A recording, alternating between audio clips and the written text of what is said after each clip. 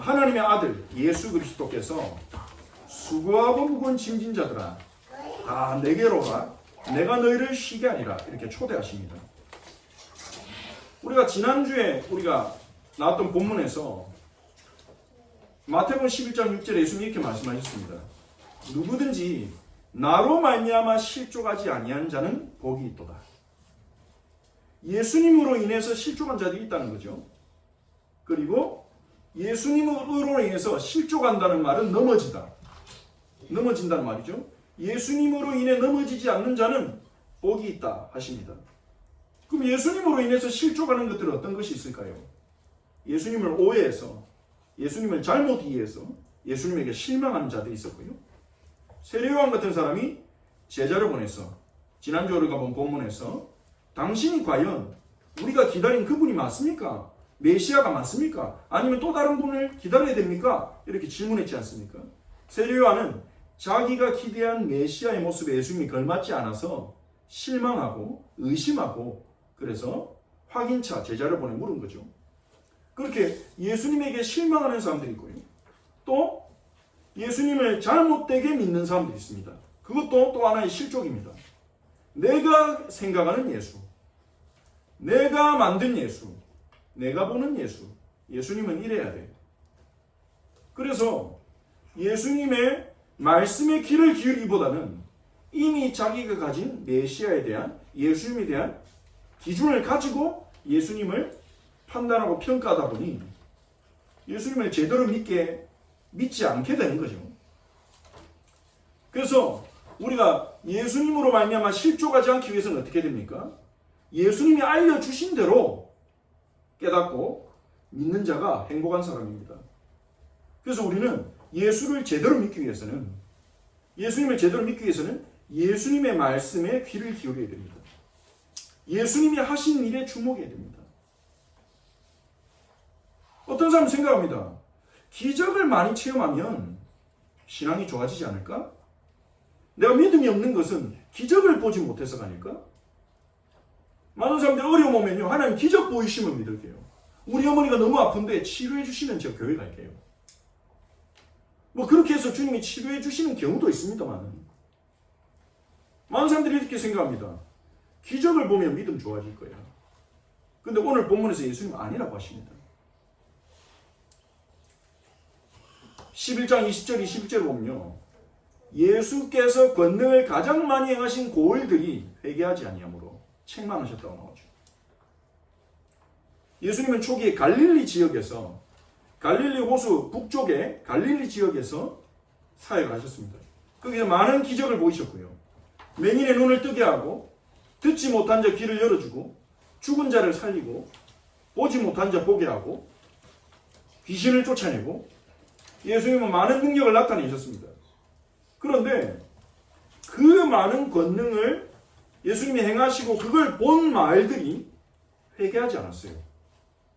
대표적인 마을이 고라신과 벳세다, 가버나움입니다. 화 있을진저 고라시나, 이건 저주죠. 고라신에게 화가 임할 거라는 거예요. 고라신은요, 마을의 이름입니다. 동네 이름이에요. 가버나움 북쪽에 있는 작은 도시의 이름입니다. 이 고라신에게 화 있을진저 그랬어요. 벳세다는요, 어부들의 집이란 뜻입니다. 이 벳세다는요, 갈릴리 북동쪽에 있는 마을입니다. 예수님이 벳세다에서 오병이어의 기적을 행하셨고요. 빵 5개와 물고기 2마리로 남자만 5,000명이 먹는 군중을 배부르게 먹이는 기적을 행하셨어요. 그리고 산상수훈 역시도, 예수님이 산에서 제자들을 가르치신 산상수훈 역시도요, 이 벳세다 지역에서 가르치신 것으로 그렇게 보여집니다. 예수님이 수많은 가르침을 베풀었고 수많은 기적을 보였던 동네인데요, 물론 예수님을 따르는 사람들이 있었어요. 이 고라신 출신 중에 벳세다에 사는 사람들 중에 예수님을 따르는 유대인들도 있었어요. 하지만 대부분의 많은 사람들이요, 그냥 기적을 보고 대단하네, 끝이에요. 저분 대단하네, 하나님 능력 대단하네, 끝이에요. 자기 삶에 아무런 변화가 일어나지 않았어요. 회개하지 않았어요. 회개한다는 말은 이 예수님이 하나님이 보내신 분이구나, 내가 지금까지 하나님의 뜻을 모르고 악하게 살았구나. 나 이제 저 하나님 보내신 메시아 예수를 따라야 되는구나. 나 저분을 믿고 따라야 되겠어. 이렇게 삶의 변화나 결단이 일어나지 않았다는 거예요. 그래서 예수님 책망하신 겁니다. 예수님 무슨 쇼를 보여주신 게 아니에요. 예수님이 하신 기적들은요, 사람들에게 감동을 주기 위해, 인기를 끌기 위해 보여준 쇼가 아니에요. 요즘에 막 유튜버들이 자기 유튜브 방송에 사람들을 끌어들이려고 별의별 쇼를 다 해요. 그 중에 남의 나라 가지고 민폐 끼치는 사람들도 있고, 막 다른 사람 때리는 영상을 찍는 사람도 있고, 어떻게든 끌어들이려고. 예수님은요, 사람들의 인기를 모으기 위해서 기적을 행한 게 아닙니다. 예수님이 행하신 기적들은요, 예수님이 누구신지를 보여주는 거예요. 그걸 보고 깨달아야 되는 거예요. 저분이 누구신지. 그럼 나는 어떻게 살아야 되는지 깨닫고 결단해야 되는 거예요. 그런데 고라신과 베세다는요, 그냥 예수님 가르침을 듣고 좋네. 예수님의 기적을 보고 대단하네. 그러고 그대로 살아갔어요. 지금까지 살아온 그대로 살아갔어요. 자기들 삶의 방식 그대로 살아갔어요. 전혀 깨닫지 못한 겁니다. 그러니까 예수님이요, 뭐라고 하십니까? 너희에게 행한 모든 권능을 두로와 시돈에서 행하였더라면, 두로와 시돈은요, 이방인들의 도시입니다. 갈릴리 북쪽에 올라가면 바닷가에 있는 무역으로 유명한 도시가 두로와 시돈입니다. 구약에도 여러 번 등장하죠. 특히 이 아합의 아내이자 이스라엘을 무너뜨렸던, 이스라엘 우상숭배를 가져왔던 악녀 이세벨이 바로 이 시돈의 공주였습니다. 이방 나라예요. 이 시돈은요, 바알과 아세라를 숭배하던 우상 숭배하는 나라였어요. 근데 예수님이 뭐라 하십니까? 고라신과 베세다에서 내가 행한 권능을 두로와 시돈에서 내가 행했더라면 그들은 벌써 베옷을 입고 제 앉아 회개하시리라. 베옷을 입고, 굵은 베옷을 입고 잿더미에 앉아가지고 회개하는 건요, 완전한 회개의 자세입니다. 자기 죄를 회개했을 거라는 거예요.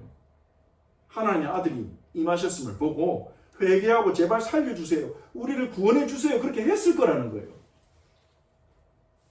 그러면서 내가 너희에게 이르노니 심판날에 두로와 시돈이 너희보다 견디기 쉬우리라. 너희는 두로와 시돈보다 더 큰 벌을 받게 될 거다. 왜냐?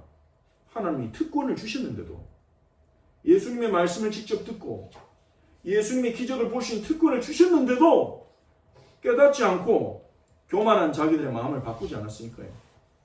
교만이란 게요, 내가 제일 잘났어, 남들은 나보다 못해, 꼭 이게 교만이 아닙니다. 하나님의 말씀을 듣고도 전혀 반응하지 않는 게 가장 무서운 교만이에요. 구원을 못 받잖아요. 그러면 자기 죄로 멸망하잖아요. 이 고라신과 베세다에 사는 사람들은 그렇게 교만했던 거죠. 그리고 그 다음에 24절에서 예수님은요, 가버나움에 대해서 말씀하십니다. 가버나움 역시도 동네 이름입니다. 이 가버나움은요, 예수님이 초창기에 갈릴리 사역하시던 기지 역할을 하던 집이 바로 가버나움에 있었죠. 가버나움에서 가장 많은 기적을 행하셨어요. 예수님 가버나움에서 왕의 신하도 고치시고, 가버나움에서 온몸을 움직이지 못하는 중풍병자도 고치시고, 그 친구 4명이 침대에 실어왔던 그 사람 말이죠. 예수님은 가버나움에서 귀신도 쫓아내고 수없는 기적을 행하셨어요. 근데 이 가버나움의 교만은요, 예수님의 기적을 보고도 흔들리지 않은 겁니다. 가버나움아, 네가 하늘에까지 높아지겠냐? 가버나움의 교만을 말씀하시는 거죠. 음부에까지 낮아지리라. 음부는 구약성경에 스올이라고 나오고, 신약에서는 하데스라고, 하데스라는 단어를 음부로 번역했는데요, 우주에서 가장 깊은 장소를 말합니다.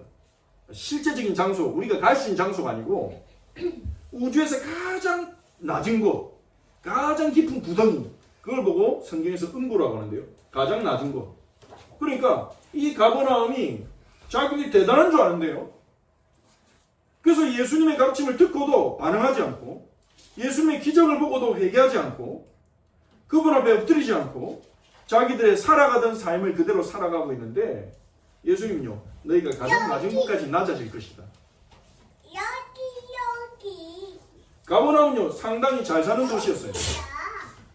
갈릴리 지역에서는. 거기는 세관이 있었고요. 그 세관에 마태가 앉아서 세금을 걷고 있었죠. 예수님 부르시기 전에.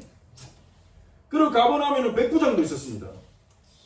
자기 종을 고쳐달라고 사람을 보낸 백부장이 가버나움에 상주하는 백부장이었죠. 그 말은 로마의 군대가 가버나움에 상주했다는 거예요. 이게 상당히 큰 도시라는 거죠. 이 가버나움에 사는 유대인들은요, 자기도 모르는 교만에 딱 빠져가지고 자기들에겐 구원자가 필요하지 않고 적당히 율법 지키며 적당히 회당 가서 신앙생활하며 자기들이 하나님의 백성이라 착각하며 하나님이 보내신 메시아 그리스도 예수님의 말씀을 받아들이지 않았어요. 그 교만은 가장 밑바닥까지 낮아지고 심판받을 거라는 예수님의 경고죠. 이 언어는요, 네가 하늘까지 높아지겠냐 음부까지 낮아지리라, 이 표현은 구약의 이사야 선지자가 이사야 14장에 바벨론 왕, 그 당시 세계를 다스리던 바벨론 왕에게 이사야 선지자가 경고한 표현입니다. 네가 하늘까지 높아지고자 하는구나. 하지만 가장 밑바닥 음부까지 낮아지리라. 그만큼요, 이 가버나움의 교만을 예수님이 책망하시는 거죠.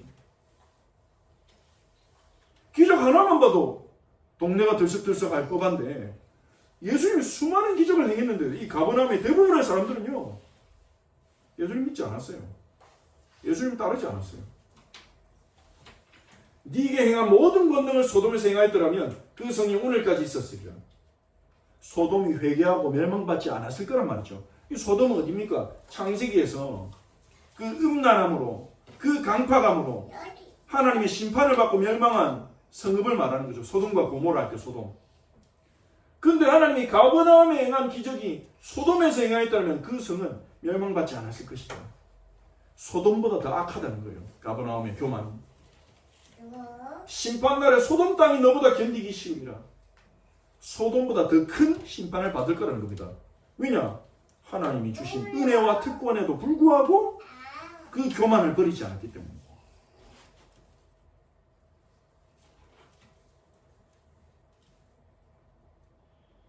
요한복음에 보면요, 예수님이 행하신 기적을 표적이라 부릅니다. 자, 잠시 지도 한번 보여드릴게요. 이 지도를 보시면 이 갈릴리 바다가 있고, 갈릴리 위쪽에 여기에 그 갈릴리 바다의 접경에 이제 가버나움이라는 도시가 있었고요. 가버나움의 북쪽에 고라신, 그리고 이쪽에 베세다라는 도시가 있었습니다.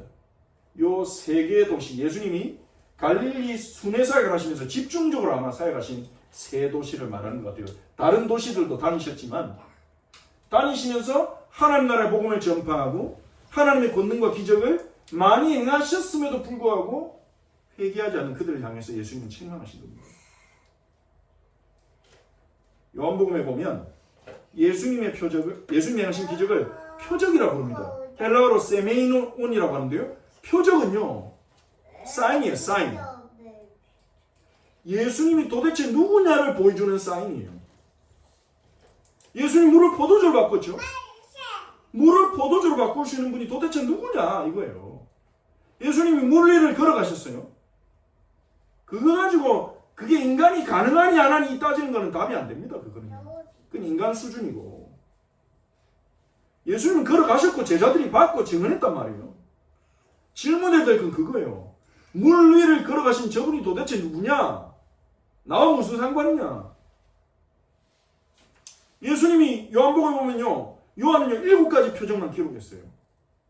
왜냐, 그 7가지 표적으로 충분하거든요. 그분이 누군지 깨닫기에.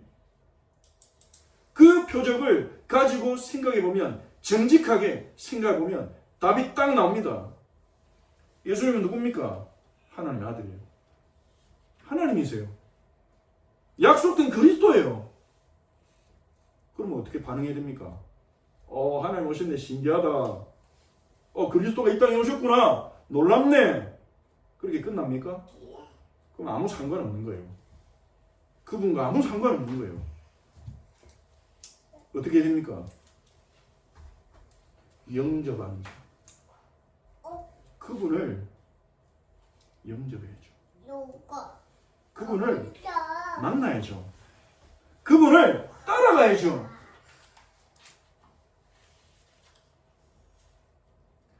세상에 태어나가지고 살아보니까 고생, 고통, 투성이거든요.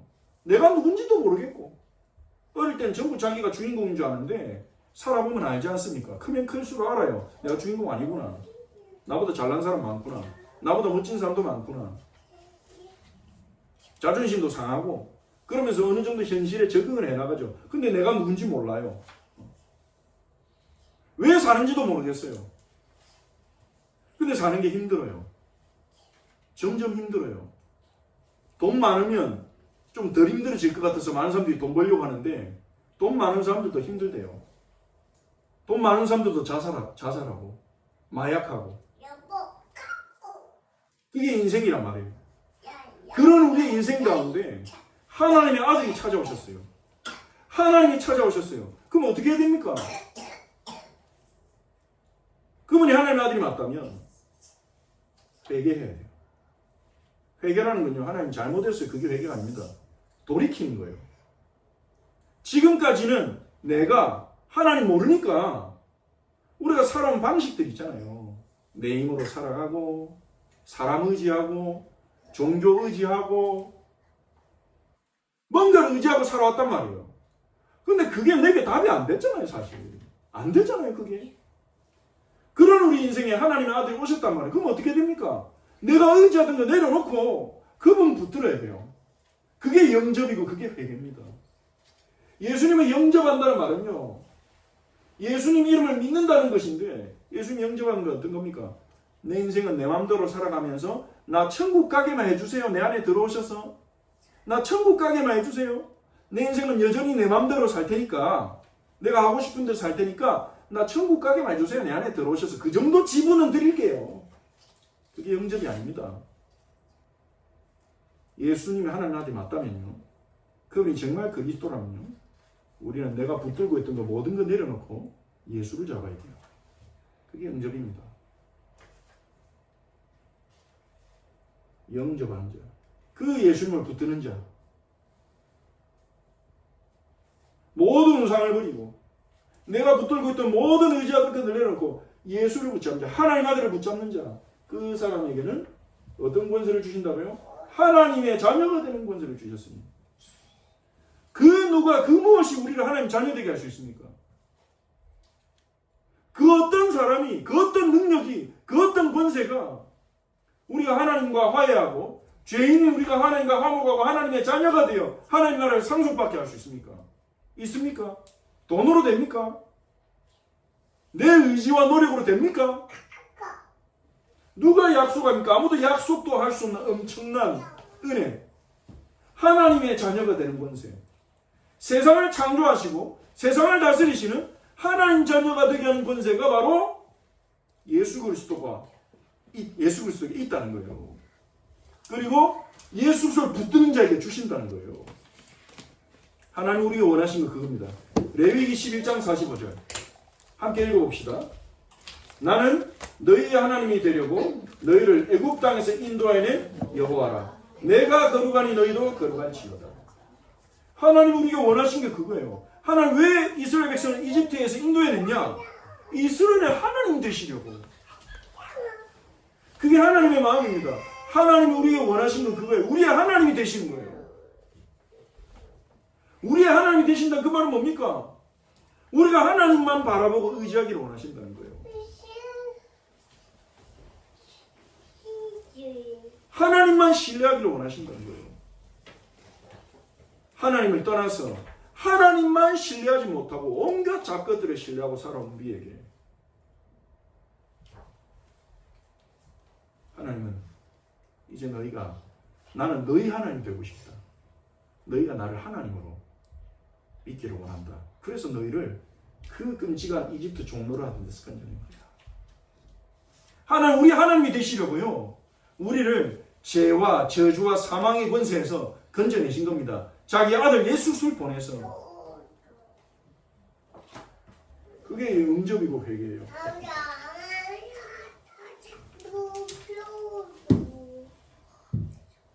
그게 예수님의 가르침과 예수님의 기적을 보면서 우리가 깨닫고 마땅히 일어나야 될 반응이에요.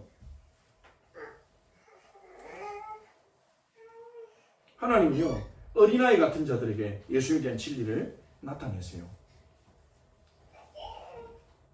어린아이 같은 자들 어떤 자들일까요? 교만하지 않은 자예요. 고라신과 벳세다, 가버나움은요, 교만 때문에 예수님께 회개하지 않았어요. 다시 말씀드립니다. 그 교만은요, 내가 제일 잘났어 이런 교만 아니라니까요.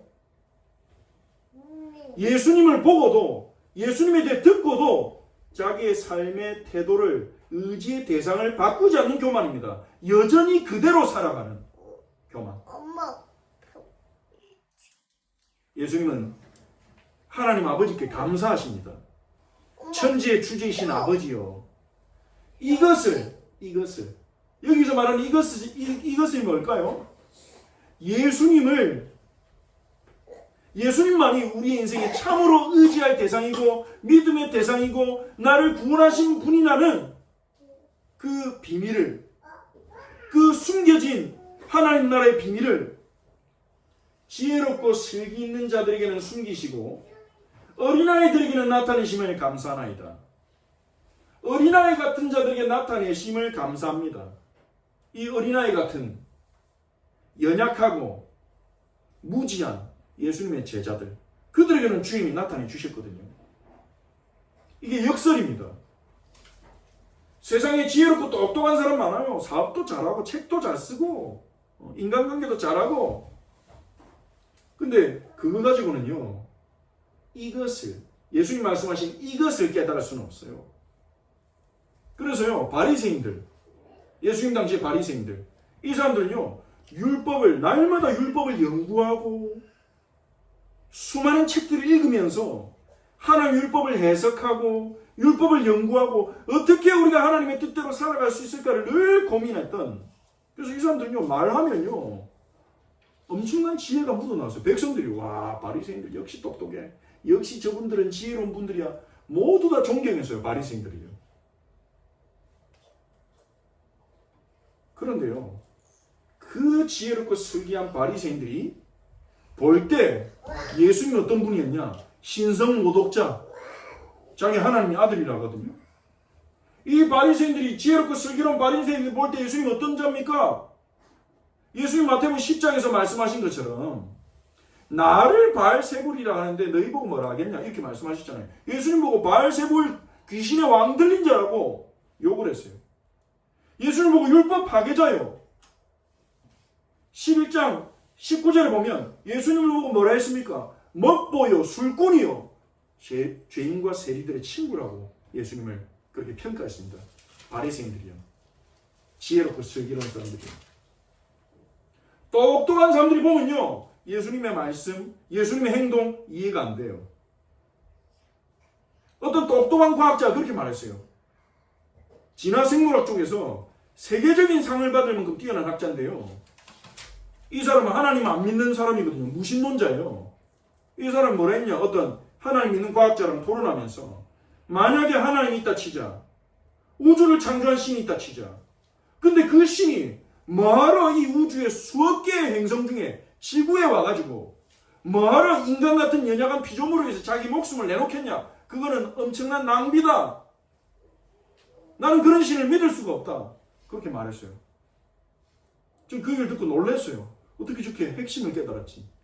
근데 그 핵심이 자기는 받아들이질 않는 거예요.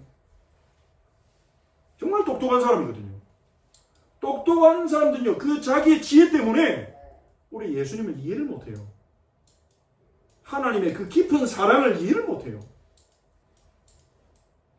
근데 오히려요, 물고기 잡는 어부, 하루 종일 물고기 잡는다고, 육체 노동한다고 책을 많이 읽지 못하고 그렇게 지혜를 갖추지 못한 어부들, 그리고 세리들, 죄인들,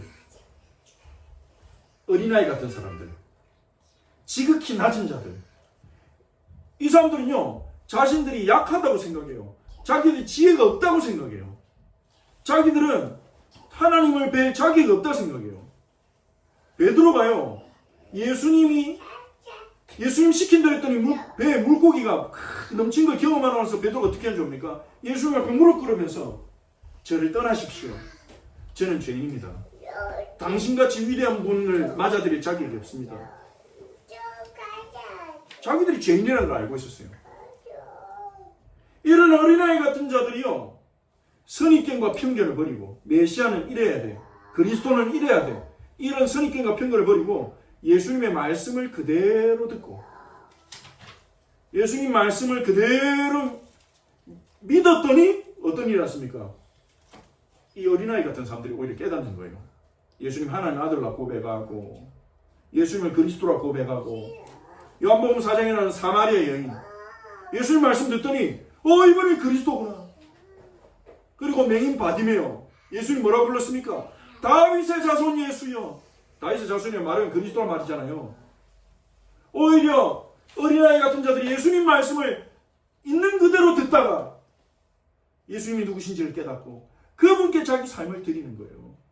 그래서 예수님이 하나님 아버지께 감사하시는 겁니다.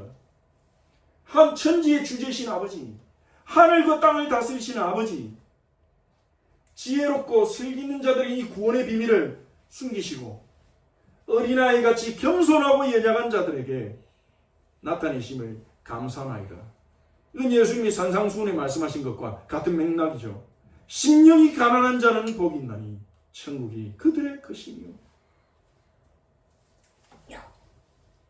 예수님의 제자 중에 베드로, 어부 출신 베드로가요, 이 사람은 굉장히 단순하게 예수님 말씀을 그대로 듣고 예수님이 행하신 일을 그대로 보다가 깨달으신 거예요. 예수님은 그냥 랍비가 아니다. 이분은 선지자 중에 한 분이 아니다. 이분이 바로 그리스도구나. 구약이 약속한 다윗의 자손 그리스도구나. 하나님의 아들이구나. 이게 깨달으신 거예요. 그래서 예수님이 제자들에게 너희는 나를 누구로 생각하느냐 물었을 때 베드로가 대답했습니다. 주는 그리스도시요 살아계신 하나님의 아들이십니다. 그때 예수님이 베드로에게 대답하신 거예요.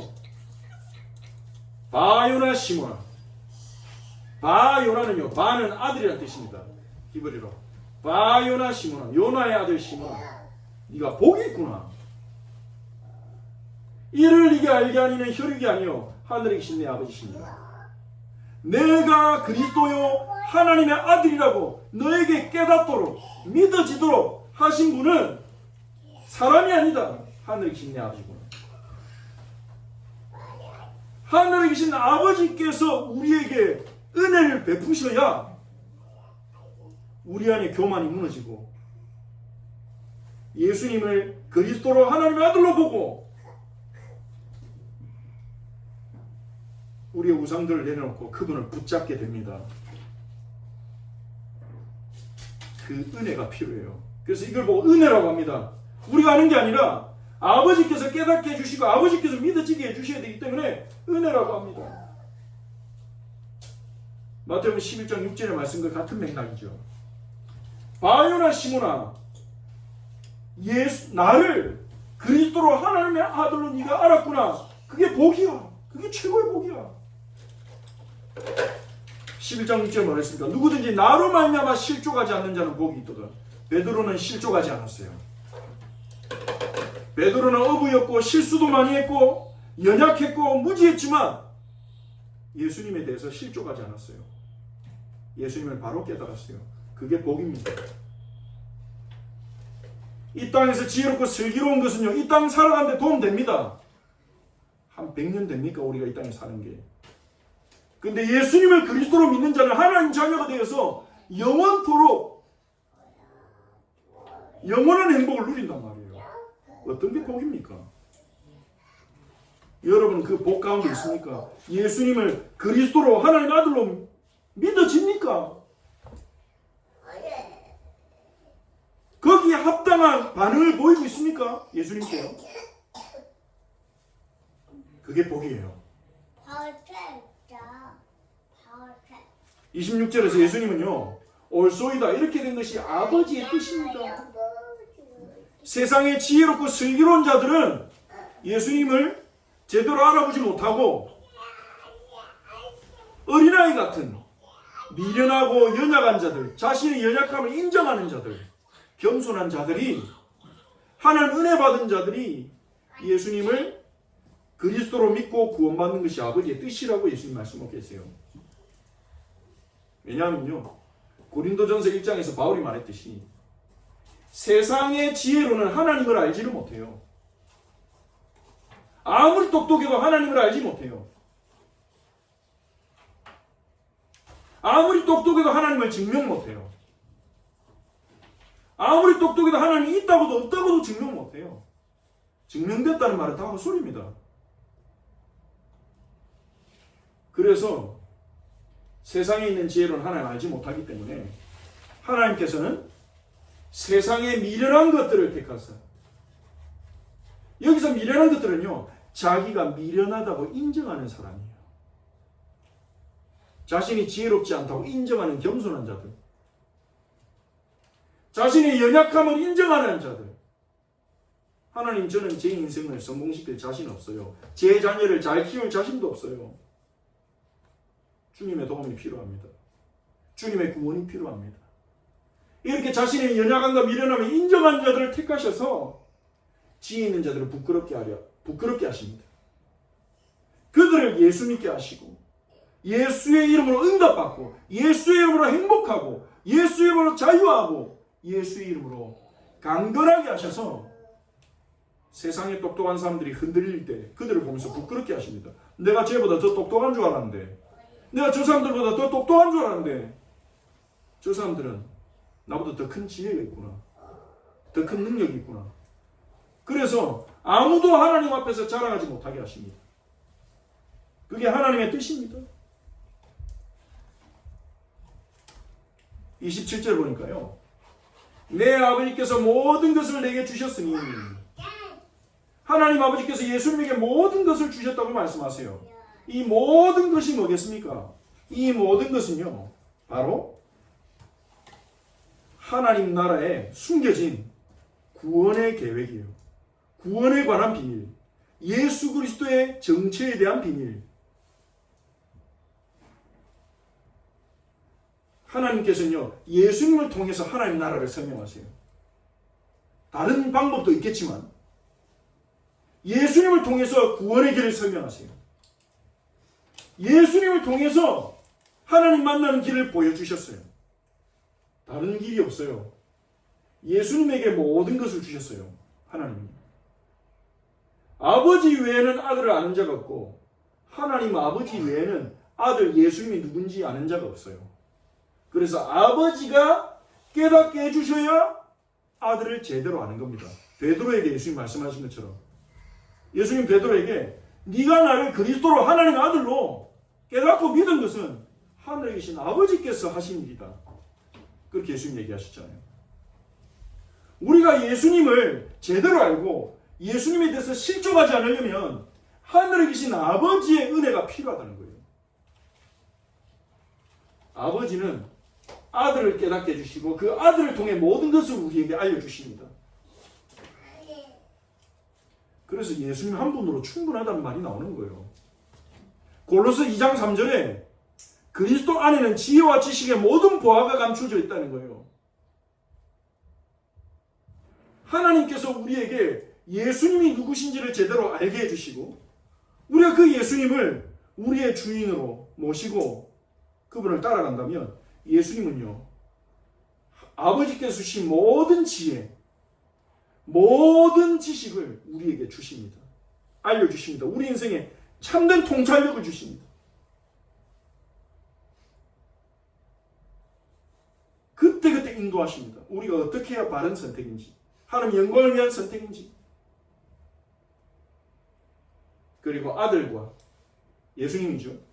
아들의 소원대로 계시를 받는 자, 아들이 원하셔서 이 아들의 계시를 받는 자 외에는 아버지를 아는 자가 없는 자. 아들을 통하지 않고는 아버지를 알 수가 없다는 거예요. 예수님을 통하지 않고는 우리는 하나님을 알 수가 없어요. 하나님 만날 수도 없고 하나님과 관계를 맺을 수도 없고 하나님 자녀가 될 수도 없어요. 그래서 요한복음 14장 6절에 예수님이 말씀하시지 않았습니까? 내가 곧 길이요 진리요 생명이니 나로 말미암지 않고는 아버지께로 올 자가 없느니라. 예수님만이 길 되십니다. 세상에는요, 모든 종교는 같다고 말하는 사람들이 있어요. 산을 올라갈 때 산 꼭대기는 한 군데지만 올라가는 길은 여러 가지 아니냐. 그래서 천주교도 천주교를 통해서도 하나님 만나고, 불교를 통해서도 하나님 만나고, 이슬람교를 통해서도 하나님 만나고, 기독교를 통해서도 하나님 만나고, 종교는 다 같다 이렇게 말하는 사람들이 세상에는 많이 있습니다. 그걸 보고 종교다원주의라 하죠. 그 말은 정확하게 틀렸습니다. 성경은 말합니다. 예수님 외에는 하나님 만나는 길이 없다. 예수님을 모른다, 예수님을 믿지 않는다, 그럼 그 사람은 하나님 못 만난 거예요. 하나님을 봤다고 해도, 그 사람이 하나님 봤어도, 하나님이 기적을 경험해도 그건 하나님 아닌 거예요. 둘 중에 하나입니까? 예수님이 거짓말했든지 그 사람이 거짓말했든지. 나로 말미암지 않고는 아버지께로 올 자가 없습니다. 하나님이 그렇게 하셨어요. 아들을 통해서만 아버지를 알게 하셨어요. 아들에게 모든 지식을 주시고, 아들에게 모든 하나님 나라의 비밀을 주시고, 그것을 사람들에게 줄 권한까지 주시고, 아들을 통해서만 아버지를 알고, 아들을 통해서만 구원받고, 아들을 통해서만 하나님 나라에 들어가게 하셨단 말이에요. 그게 아버지의 뜻입니다. 옳소이다. 아버지의 뜻이로소이다. 예수님 말씀하신 그 뜻이라는 거죠. 그래서 하나님 아들은 다시 한번 초대하십니다. 이 초대는요, 이 성경을 읽는 모든 사람, 또한 예수님의 권능을 수없이 보고도 회개하지 않은 갈릴리 지역의 고라신, 베세다, 가버나움에 사는 사람들을 향해서도 주신 초대입니다. 다시 한번 기회를 주신 거예요. 다시 한번 기회를 주신 거예요. 내게로 오라고. 어떤 삶으로 초대하십니까? 자신의 멍에를 메는 삶으로 초대하십니다. 수고하고 무거운 짐진 자들아, 다 내게로 오라. 내가 너희를 쉬게 하리라. 이 본문은요, 어떤 짐인지를 설명하지 않아요. 수고하고, 이 말은요, 헬라어로 코피아오라는 단어인데요. 코피아오. 코피가 날 만큼 수고하고 있다. 그건 아니고요. 그건 말을 갖다 붙인 거고, 코피아오라는 단어인데, 육체적으로, 정신적으로, 영적으로 완전히 지친 상태. 힘이 고갈된 상태란 말이에요. 몸도, 마음도, 영도 완전히 힘이 빠진 상태. 그게 수고하고, 이 말이에요. 코피아오. 무거운 짐을 진 자들, 이 무거운 짐 때문에 완전히 지친 거예요. 이 무거운 짐은 뭡니까? 마태복음 23장 4절에 예수님이 바리새인들을 향해서 이렇게 말씀하십니다. 너희들은 무거운 짐을 묶어 사람의 어깨에 지우되 자기는 손가락 하나 까딱 안 한다. 이거는 실제 무거운 짐을 말하는 게 아닙니다. 하나님의 율법을요, 바리새인들이 열심히 해석하고 연구해서 어떻게 지켜야 될지, 그걸 지키기 위한 수많은 세세한 규정들을 만들어냈어요. 예를 들면 안식일은 일하지 마라, 이 율법을 수백 가지 규정으로 만들어냈어요. 안식일 일하지 말라 했으니까 그럼 일이 뭘까? 자, 4km 이상 걸어가면 일이니까 안식일에는 4km 이상 걸어가면 안 돼. 병자를 고치는 것도 일이니까 안식일에는 병자도 고치면 안 돼. 이런 식으로 수백 가지 규정을 만들어가지고요, 사람들의 어깨에다가 짐을 딱 지운 거예요. 너희가 하나님의 영광을 위해 살아가고 싶어? 하나님 사랑하고 싶어? 하나님 은혜 받고 싶어? 그럼 이렇게 살아야 돼. 수백 가지 규정을 다 지어놓고 자기들은 그걸 다 안 지켰어요. 자기들도 다 못 지키는 수많은 규정을 만들어 놓고요, 사람들의 짐에 어깨에 옮겨준 거예요. 그래서 그 짐은 바리새인들이 만들어낸 율법의 규정이라고 볼 수 있고요. 또한 우리가 이 땅을 살아가면서 세상에 의해 또 내 생각에 의해 우리가 지고 있는 수많은 짐들 또한 포함합니다. 잘 살아야 돼. 잘해야 돼.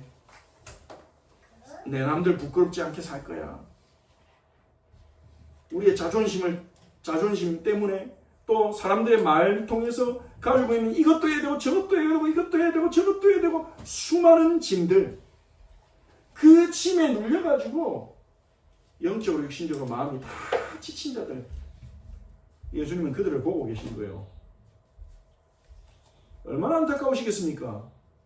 하나님 뜻이 아닌데 그게 진리가 아닌데, 그게 사는 길이 아닌데, 그게 사는 길인 줄 믿고 짊어지고 힘들어 죽겠어 이렇게 걸어가고 있는 거예요.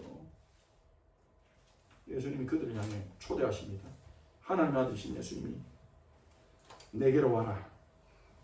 내가 너희를 쉬게 하리라. 예수님께로 오면 쉬게 한다는 이 말은요, 단순히 예수님께 와서 예수님 내 가정의 짐이 너무 무거워요. 우리 가정 맡아주세요. 이렇게 맡아주세요 한다 하면 주님이 문제를 싹 해결해 주신다. 그 말이 아니에요. 단순히. 우리는 이 말씀은 잘 압니다. 이 말씀은 너무 은혜되잖아요. 그만큼 유명한 말씀입니다. 우리 전도할 때도 많이 쓰는 말씀이고요. 근데 그 다음 구절은 잘 모르는 경우들이 있습니다. 29절. 수고와 무거운 짐지다 내게로 오라 내가 너를 쉬게 하리라 하면서 예수님 그 다음에 뭐라고 말씀하십니까? 나는 마음이 온유하고 겸손하니 나의 멍에를 메고 내게 배우라. 예수님께서 와서 뭐 하라는 겁니까? 예수님께 와가지고 예수님 내 인생 맡아주세요 라고 아무것도 안 하면 된다 이 말이 아닙니다. 내 멍에를 메라. 내게 배워라. 이게 멍에예요. 멍에. 소 목에 이렇게 묶여있는 거, 요 기둥 쫙 돼가지고 이렇게 소 두 마리를 하나로 만들어주고 있죠. 이 짐승들이 일을 할 때 이렇게 두 마리 짐승을 딱 연결시켜가지고 짐을 지기 쉽고 주인 말에 잘 순종할 수 있도록 만드는 장치가 멍에예요. 예수님이 멍에를 얘기하십니다. 이 멍에는요, 구약 성경에서 나쁜 뜻으로도 쓰겠지만 사람들을 묶어놓는 하나님께 순종하고 하나님 법에 순종하는 그런 섬김을 말하는 좋은 뜻으로도 쓰기도 했습니다. 나의 멍에를 메고 배우라 이 말은 무슨 말입니까? 예수님께 순종해라는 거예요. 예수님께 배우고 예수님 말씀에 순종하라는 거예요. 내 멍에를 메라. 내가 너를 이끌어 가겠다 이 말이죠. 내가 너의 삶을 이끌어 가줄게. 너희가 지금까지 지고 있던 짐들, 잘 살고 바르게 살고 행복하게 살기 위해서 너네가 지고 있던 그 모든 짐들, 목적들, 방법들, 방식들, 그것들은 너희를 수고하게 지치게 만들지 않았냐. 그 멍에를 내려놓고 내가 주는 멍에를 메라. 멍에를 바꾸라는 거예요. 내가 주는 멍에를 메라. 내게 배우고 내 멍에를 메고 나를 따라와라. 내게 순종해라. 그리하면 너희 마음이 힘을 얻으리니. 우리의 마음이 힘을 얻는데요. 여기서 마음을 말하는 단어는 헬라어로 푸시케입니다. 영혼, 목숨을 말하는 단어예요. 영혼의 안식을 주세요. 왜 우리가 예수님의 멍에를 메야 됩니까? 예수님이 이유를 설명하시죠. 첫 번째, 나는 마음이 온유하고 겸손하니. 온유한 자 복이 있나니 할 때 그 온유함입니다. 이 온유는 겸손을 말해요. 겸손하니 이 말은 헬라어로 타페오스인데요. 낮추다 이런 뜻이에요. 자기를 낮추다, 낮아지다 이런 뜻이에요. 예수님은요. 왜 우리가 예수님 멍에를 메야 됩니까? 예수님은 누구보다 겸손하고 자기를 낮추신 분이에요. 어느 정도로요? 하나님의 아들이신 그분이 우리를 구원하기 위해 사람이 되시고 성육신하시고 죄가 없으신 그분이 우리를 대신해서 세례받으시고 고난받으시고 십자가에 매달려 죽기까지 하셨어요. 완전한 순종하셨어요. 우리의 죄를 없애고 우리의 죄를 사하고 우리에게 의를 주기 위해, 죄인인 우리를 의인 만들기 위해 우리의 죄는 십자가에서 가져가셔서 우리 대신 벌 받으시고 완전한 순종을 얻으신 그리스도의 의를 우리에게 주셔서 우리를 의인 삼아 주셨어요. 그래서 우리는 하나님의 자녀가 될 수 있고 하나님 나라에 들어갈 수 있는 거예요. 누가 우리를 이토록 사랑합니까? 누가 우리를 이토록 위합니까? 누구의 멍에를 매야 될까요? 마음이 온유하고 겸손하신 예수. 빌립보서 2장 6절 8절 우리 같이 함께 읽어봅시다. 예수님에 대한 찬양입니다. 이 본문은요. 시작. 그는 근본 하나님의 본체시나 하나님과 동등됨을 취할 것으로 여기지 아니하시고 오히려 자기를 비워 종의 형체를 가지사 사람들과 같이 되셨고 사람의 모양으로 나타나사 자기를 낮추시고 죽기까지 복종하셨으니 곧 십자가에 죽으십니다. 아멘. 마음이 온유하고 겸손하신 예수. 하나님의 본체시나 자기를 낮추시어 자기를 비워 종의 형체를 가지고 우리를 대신하여 십자가에 죽으신 예수. 그리고 그 십자가의 죽음을 통해서 우리를 하나님과 새로운 관계로 이끄시는 예수. 하나님의 대적이었던 우리가, 하나님의 원수였던 우리가 이제는 하나님의 아들, 하나님의 백성이 되게 하신 예수. 이분의 멍에 말고 우리가 누구의 멍에를 매겠냐고요. 사람의 멍에를 왜 매겠냐고요. 썩어질 멍에를 왜 매겠냐고요. 예수님 초대하십니다. 너희를 짓누르고 너의 육신과 마음과 영혼을 짓누르는 그러한 목적과 의무 속에서 사람들이 메어준 멍에를 메고 살아가는 우리를 불러서 이제는 내 멍에를 메라. 내게 배워라. 왜냐? 나는 마음이 온유하고 겸손하여 너를 위해 죽었다. 너에게 생명 주었다. 그리고 내 멍에를 매면 너희 마음이 힘을 얻을 거야. 우리가 예수님의 멍에를 매면 우리의 마음이 늘 평안하고 아무 일도 안 생긴단 말이냐? 그 힘이 아닙니다. 어떤 문제가 오고 어떤 고난이 오고 어떤 힘든 일이 있어도 나는 예수님의 사랑으로 구원받았어. 예수님의 십자가로 난 구원받았어. 난 하나님의 아들로 하나님의 딸로 지금 살아있어. 그 믿음이 주는 영혼의 평안함, 안식. 요한복음 14장 27절에 예수님이 약속하신 그 평안함. 평안을 너에게 끼치노니 나의 평안을 너에게 주노라. 예수님의 평안이 우리 안에 올 때 우리는 마음이 힘을 얻습니다. 하나님의 아들이 가신 평안. 내가 주는 평안함은 세상이 주는 것 같지 않아. 돈을 많이 가졌을 때 오는 그 평안함, 안전함과 같지 않아. 많은 사람들이 너희를 사랑하고 이뻐하고 칭찬할 때 느끼는 그 기쁨과 같지 않아. 그거보다 더 이상이야. 마음에 근심하고 두려워할 이유가 없어. 내 평안을 너에게 주면 받는다면. 예수님만 이런 평안을 우리에게 주실 수 있죠. 히브리서 4장에서는요. 이미 믿는 우리들은 저 안식에 들어가는도다. 예수를 정말로 믿는 순간 이 예수님 믿는다는 말은요. 예수님이 나를 사랑하시고 나를 위하여 죽으신 그리스도심을 믿고 그분의 멍에를 지는 것까지 포함하는 거예요. 믿는다 말하면서 그분을 안 따라가는 것은 무슨 믿음입니까? 나 당신을 믿어요. 그래. 그럼 나를 따라 저리로 가자. 싫은데요. 그게 위험할 것 같은데요. 그게 무슨 믿음입니까? 믿는다면 따라가지 않습니까? 예, 알겠습니다. 같이 가봅시다. 저기 되게 위험해 보이는데 하지만 함께 계시니까 제가 믿을게요. 따라가겠습니다. 그게 믿음이잖아요. 예수님을 믿는 우리는 안식에 들어간다. 어떤 안식입니까? 히브리서 4장 10절에 이미 그의 안식에 들어간 자는 하나님이 자기 일을 쉬신 것 같이 그도 자기 일을 쉬입니다. 자기의 일. 이 말은 아무 일도 안 해도 된다는 말이 아닙니다. 자기의 일.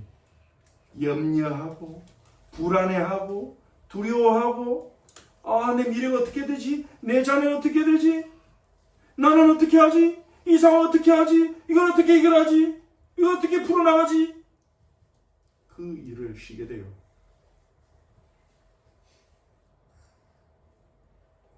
믿으니까. 예수님 나를 인도하실 줄 믿으니까. 예수님 나를 책임지실 줄 믿으니까. 그래서 염려하는 대신에 기도하면서 하나님이 하신 일을 보게 돼요. 하나님 지금 어떻게 일하고 계시지? 어떻게 인도하실까 보자. 마음이 달라요. 마음이 평안하고 안식이 와요. 그게 예수님이 주시는 신입니다. 예수님은요, 마지막 30절에 내 멍에는 쉽고 내 짐은 가벼움이 이렇게 말씀하십니다. 아니, 예수님의 멍에가 과연 쉽습니까?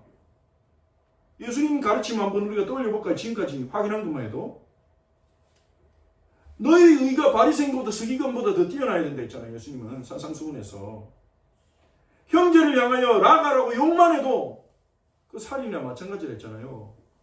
이성을 음란한 눈으로 보고 음란한 생각만 해도 간음이라 하시잖아요.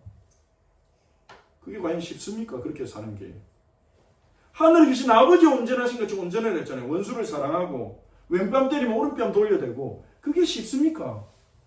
쉽지 않잖아요. 여기서 쉽다라고 쓰인 단어는요, 헬라어로 크레스토스입니다. 쉽다라기보다는요, 그 단어의 뜻은 적절한, 좋은 이런 뜻입니다.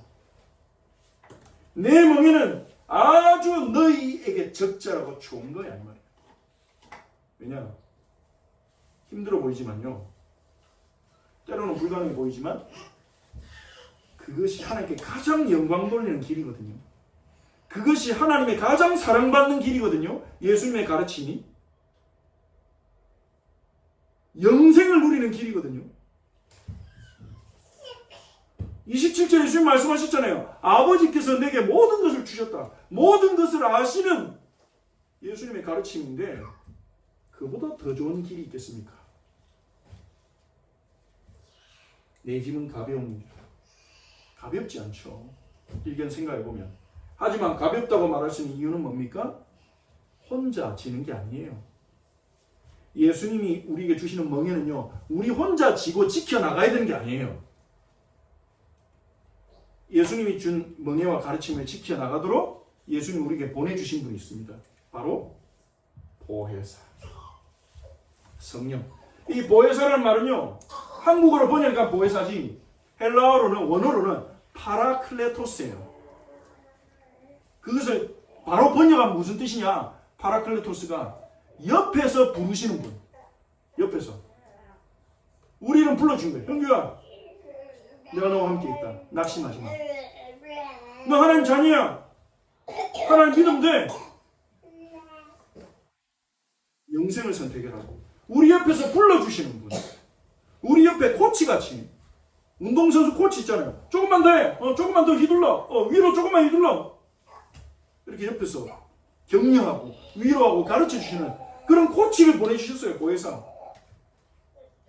이 보혜사와 함께 우리는 예수님의 멍에를 메고 그분의 가르침 따라가는 거예요. 그러니까 가벼워요. 나 혼자 지는 게 아니니까. 예수님 가르침대로 사는 게 쉽진 않은데 보혜사가 함께 하신다니까요. 영원토록. 옆에서 힘주세요. 이 보혜사는요, 진리의 영이라 세상은 받지도 못하고 보지도 못하고 알지도 못해요. 인지도 몰라요. 그런데 예수님을 믿는 자들은, 예수님 멍에를 맨 자들은 그를 압니다. 함께 하시기 때문에. 우리 속에 늘 함께 하시기 때문에. 보혜사 누구십니까? 아버지께서 내 이름을 보내실 성령. 그 보혜사가 우리에게 모든 것을 가르치고, 아까 27절에 뭐라 했습니까? 아버지께서 아들에게 모든 것을 주셨다 그랬잖아요. 그것을 보혜사가 우리에게 세밀하게 가르쳐 주시고 깨닫게 해주시는 거예요. 보혜사 성령이 계시기에 우리는 예수님의 멍에와 짐을 가볍게 지고 갈 수 있는 겁니다. 생각나게 하시고 가르쳐 주시고 생각나게 하시고. 보혜사 성령께서, 그분은 진리의 성령입니다. 우리는 어리석지만 진리 가운데로 인도하십니다. 그분이 있기에 예수님의 짐은 가벼운 겁니다. 로마서 8장 4절에 그 영을 따라 행하는 우리가 그 영을 따라 예수님의 멍에를 지고 예수님의 가르침을 붙잡고 성령을 따라 우리가 행할 때 율법의 요구가 이루어지게 될 것입니다. 예수님의 가르침을 우리가 살아내게 될 거예요. 그래서 예수님의 가르침대로 살아가는 우리가 될 거예요. 그렇게 변화될 거예요. 그런 우리를 보고 세상은 천국을 보게 될 겁니다. 그래서 결론입니다. 예수님께로 갑시다. 다시 한번. 우리가 예수 믿지만 예수님 믿기에 이 예배 자리에 나왔죠? 다시 예수님께로 갑시다. 예수님이 오늘 우리를 초대하시는 이 초대는 불신자를 향한 초대가 아니에요. 우리를 부르시는 거예요. 어떻게 가면 됩니까? 자, 1번 같이 읽어봅시다. 예수님을 하나님의 아들 그리스도로 깨닫고 믿을 수 있도록 기도합시다. 이미 깨닫고 믿고 있는 분들은 감사합시다. 예수님을 하나님의 아들 그리스도로. 그리고 정말 믿는다면 어떻게 됩니까? 두 번째, 나의 멍에를 내려놓고 나의 방식, 나의 목표, 나의 생각을 내려놓고 예수님의 멍에를 매는 거예요. 예수님 약속했잖아요. 힘을 주겠다고. 결단하고 다시금 결단합시다. 나 예수님 멍에를 메고 가겠습니다. 예수님께 배우고 예수님 멍에를 메고 가겠습니다. 다시금 결단합시다. 그리고 날마다 성령님, 우리와 함께 하시는, 우리 안에 계시는 성령님의 인도하심 속에서 하나님 하신 일을 보는 안식을 누립시다. 하나님 어떻게 해나가시나 보자. 하나님 누구를 보내시나 보자. 하나님 어떻게 문을 여시나 보자. 답답한 가운데도 어려운 가운데도 하나님 하실 일을 기대하며 성령의 인도하심을 구하며 하나하나 확인해 나가는 거예요. 그때 우리의 마음은 편안할 수 있습니다. 상황은 복잡해도.